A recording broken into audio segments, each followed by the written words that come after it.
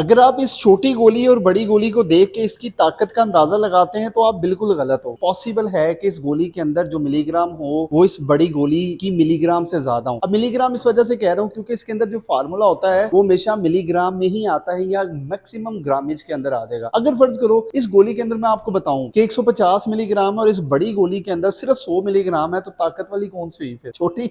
क्योंकि आप इसको खाते हुए समझोगे अच्छा छोटी है, इसने पता नहीं काम करना है कि नहीं करना। लेकिन मैं आपको एक चीज बता दूं, जो भी छोटी गोली होती है और बड़ी गोली होती है इसके अंदर कभी भी सारे का सारा फार्मूला नहीं होता। जिस तरह फर्ज करो ये बड़ी गोली है, इसके अंदर जो फार्मूला होगा वो अगर 100 मिलीग्राम का है तो बाकी सारे का सारा साइज इसकी एक्सीपिएंट पे मुश्तमिल होता है, जिसमें बाइंडर, फिलर और उसके कोटिंग एजेंट आते हैं और बड़ी चीजें आती हैं जो कि इस दवाई के असर को आपकी बॉडी के उन हिस्से तक पहुंचाने में मदद करता है जहां पे इसकी जरूरत होती है। अगर फर्ज करो ये छोटी गोली है, इस छोटी गोली के अंदर भी यही सारी सारी चीजें होती हैं जो कि इसको स्टेबल बनाती हैं, इकट्ठा करके रखती हैं और आपकी बॉडी के अंदर टाइम से खुलकर और आपके उन हिस्से तक जाके आपको फायदा पहुंचाए जहां से आपको इसकी जरूरत थी। तो कभी भी अब आपने बड़ी गोली देख के ये नहीं सोचना ये ज्यादा ताकत वाली थी, ज्यादा गर्म थी, इसने मुझे हीट कर दी है, और छोटी गोली से मुझे कुछ नहीं हुआ। इन दोनों की साइज से कोई फर्क नहीं पड़ता। हमेशा इसके अंदर जो फार्मूला होता है उसकी मिलीग्राम के ऊपर हमेशा डिपेंड करता है कि गोली आपकी बॉडी में कितना ज्यादा कितना अच्छा परफॉर्म करेगी।